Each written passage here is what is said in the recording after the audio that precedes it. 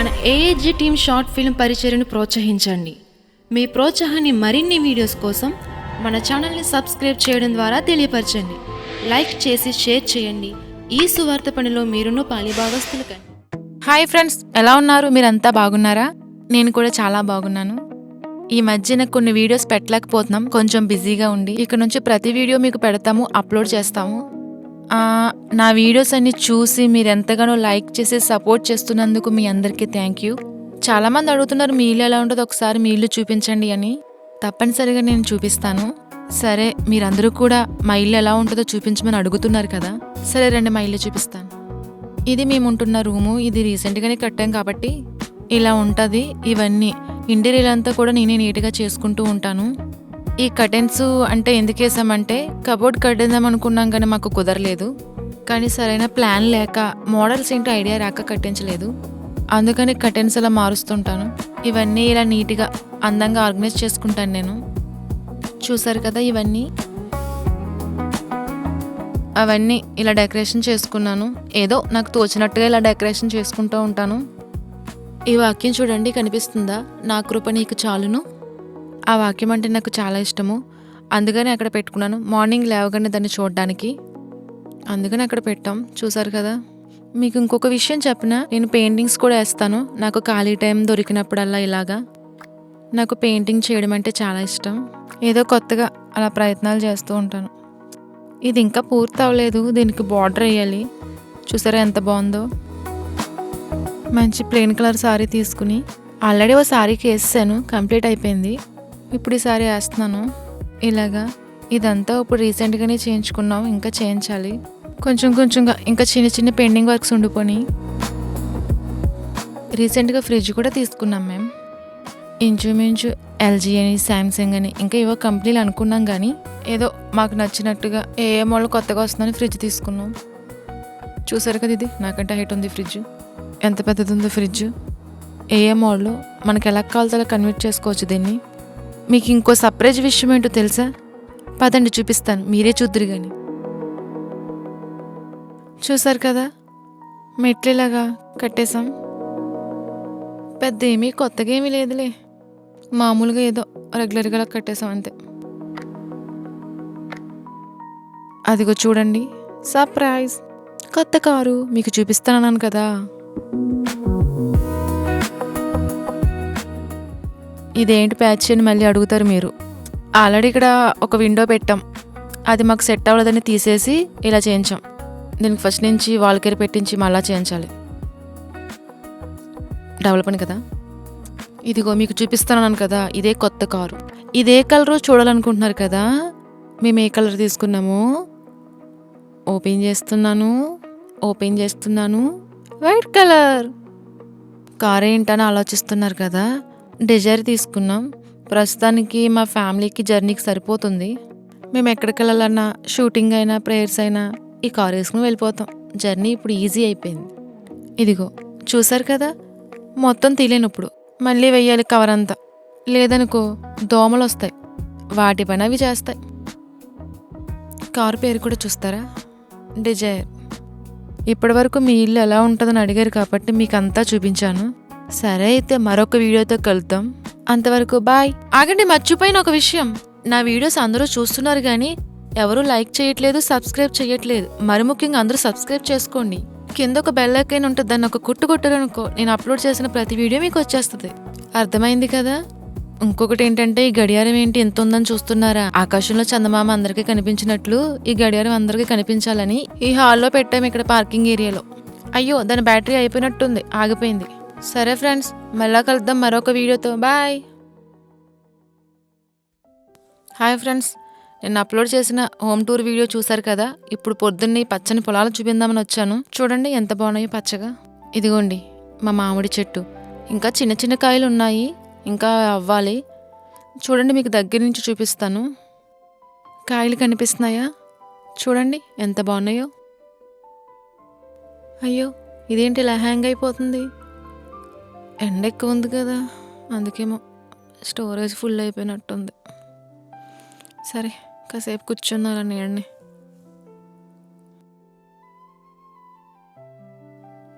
ఎండ చాలా ఎక్కువ ఉంది. అమ్మో, ఈవిడేదో వీడియో అప్లోడ్ చేసినట్టున్నారు మేడం. ఏం పెట్టింది ఏంటో జాహ్నవి మేడం గారు.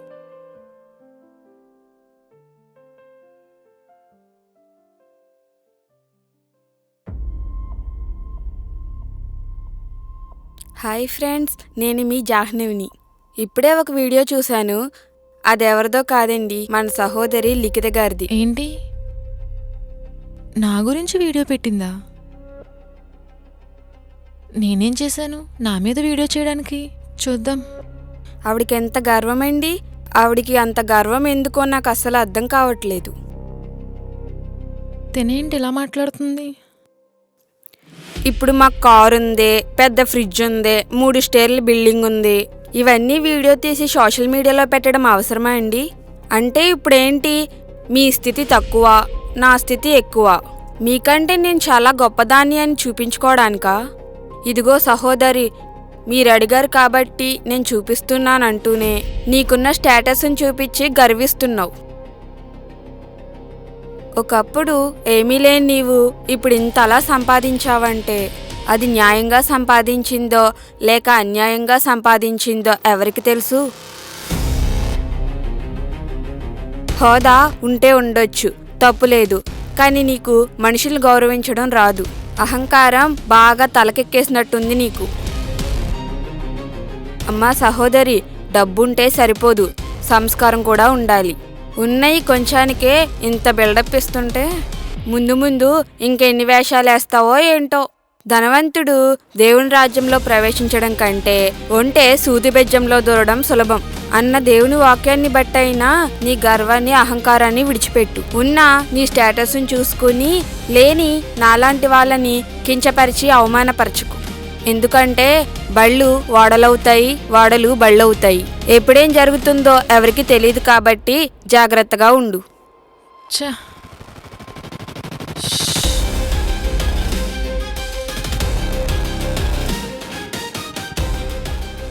అసలు నేనేం తప్పు చేశాను?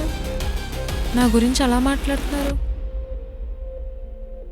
అసలు నేను వీడియో పెట్టుకోవడంలో వాళ్ళకొచ్చిన నష్టం ఏంటంటే, అసలు వాళ్ళకొచ్చిన ఇబ్బంది ఏంటో నాకు అర్థం కావట్లా. నేనంత పెద్ద తప్పేం చేశాను?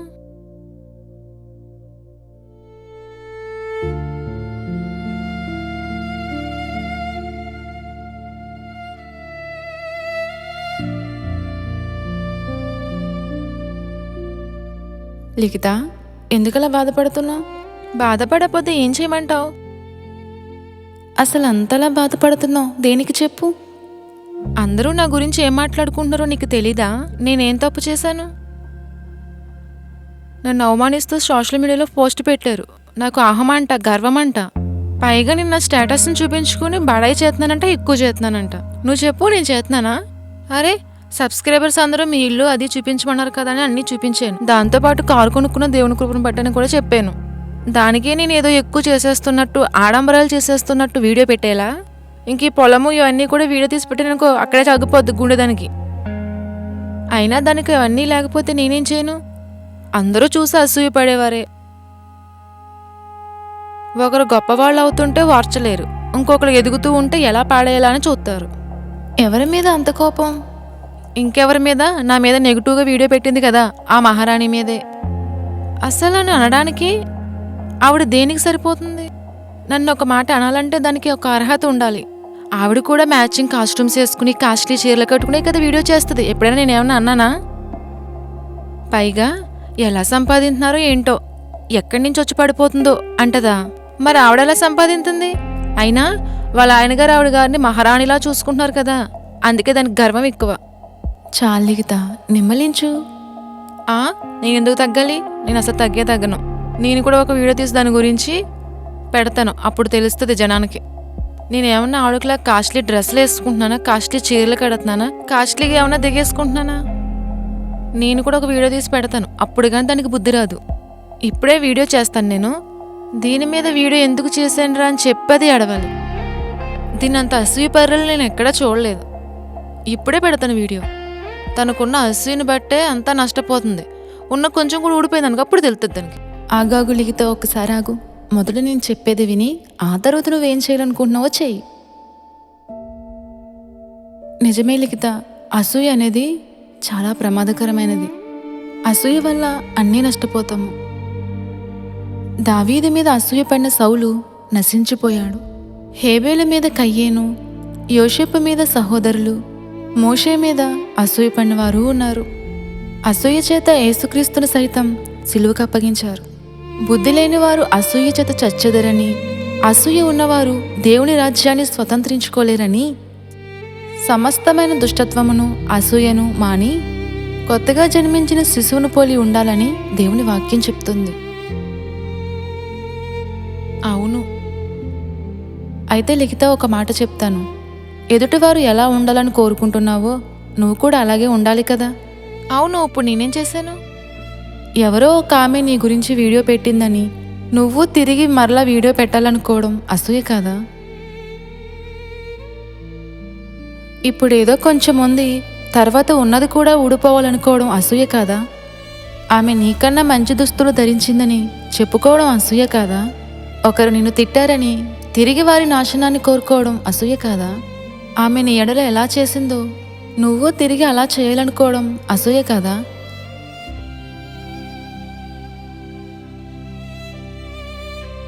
ఒకప్పుడు నానా విధములైన దురాశలకు భోగములకు దాసులమయ్యుండి దుష్టత్వయందును అసూయందును కాలము గడుపుచు అసహ్యులమై ఒకనినొకడు ద్వేషించుకుంటూ ఉంటుమి. కాని ఇప్పుడు ఒకనికొకడు వివాదము రేపకయు, ఒకనియందు ఒకడు అసూయ పడకయు, వృధాగా అతిశయపడకయు ఉందుమని వాక్యం సెలవిచ్చుటలేదా? ఒక్కసారి నువ్వే ఆలోచించు.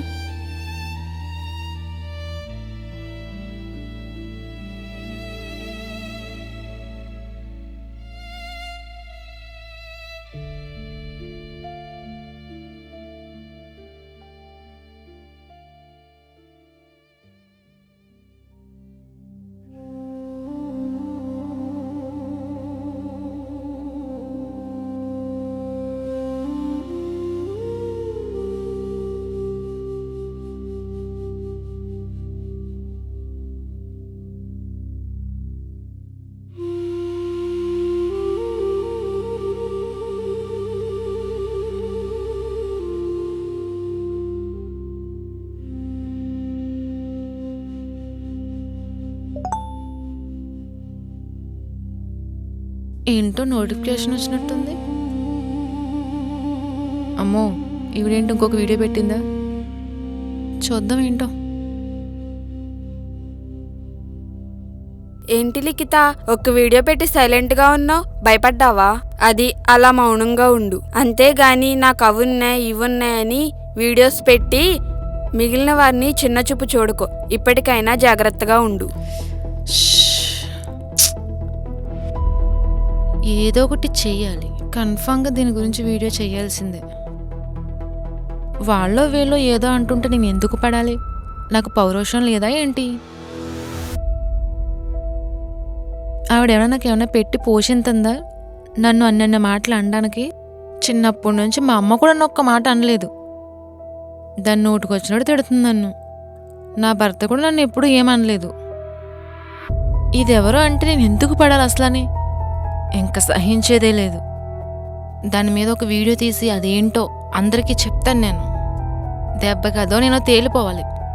ఈరోజు వీడియో తీసి కన్ఫామ్గా పెట్టాల్సిందే. ఎవరొద్దన్నా సరే నేను ఆగేదే లేదు.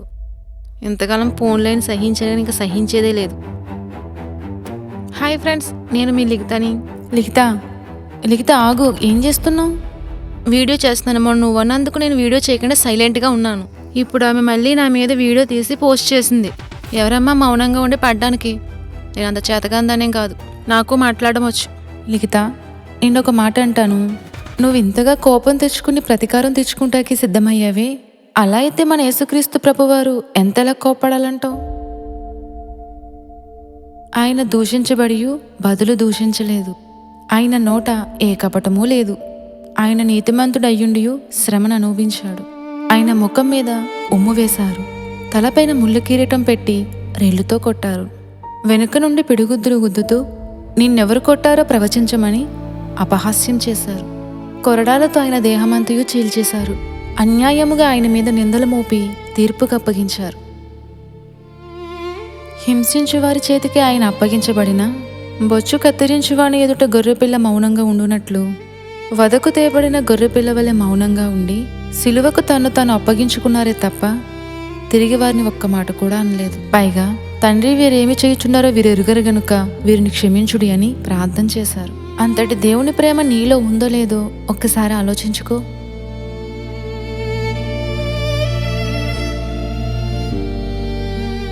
ఎదుటివారు నిన్ను ఏదో అన్నారని నువ్వు తిరిగి అంటే వారికి నీకు తేడా ఏముంది?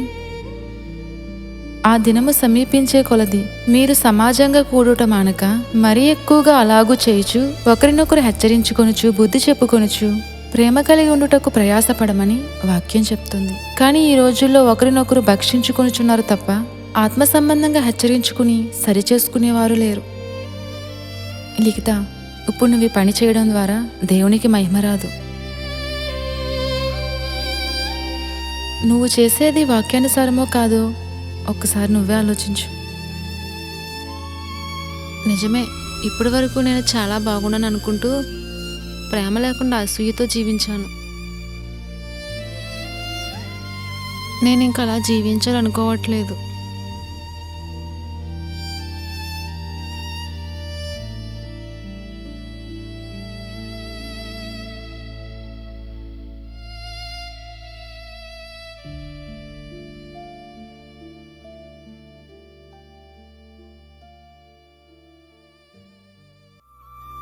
ఏంటి, ఏదో కొత్త నెంబర్ వచ్చినట్టుంది.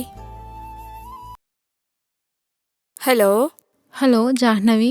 ఎవరు? నేను లిఖితని. ఓ సహోదరి లిఖిత, మీరా? నీతో కొంచెం మాట్లాడాలి, మా ఇంటికి వస్తావా? ఏంటి నీ దగ్గరికి వచ్చేది? నేను రాను. నాతో పనుంటే, నాతో మాట్లాడాలనుకుంటే నువ్వే రా, నేను రాను. సరే జాహ్నవి, అయితే వస్తాను. ఇంటి దగ్గరే ఉన్నావా? రండి, ఇంటి దగ్గరే ఉన్నాను. సరే అయితే ఇప్పుడే బయలుదేరతాను. ఏంటి విడి నాతో మాట్లాడడానికి వస్తానంటుంది? సరే, వస్తారు కదా, చూద్దాం. హాయ్ ఫ్రెండ్స్, నేను మీ జాహ్నవిని. ఇవాళ సర్ప్రైజింగ్ ఏంటో తెలుసా? లిఖిత మేడం గారు నాకు ఫోన్ చేశారు. నీతో మాట్లాడాలి, కలుద్దామని అన్నారు. ఏం మాట్లాడతారో చూపిద్దామని మీకు కూడా వ్లాగ్ చేస్తున్నాను ఫ్రెండ్స్. అదిగో మాటల్లోనే వచ్చేసినట్టున్నారు. గేటు సౌండ్ అయింది, చూద్దాం.